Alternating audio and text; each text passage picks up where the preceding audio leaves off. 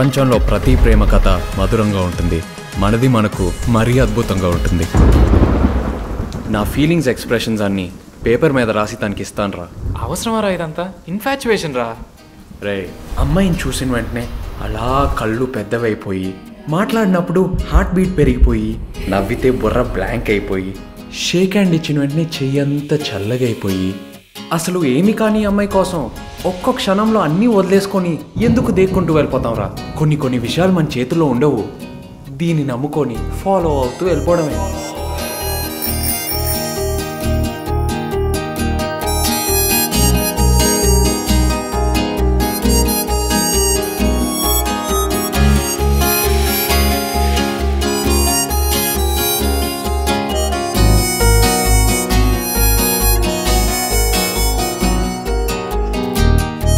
మరి ఏం చేద్దాం?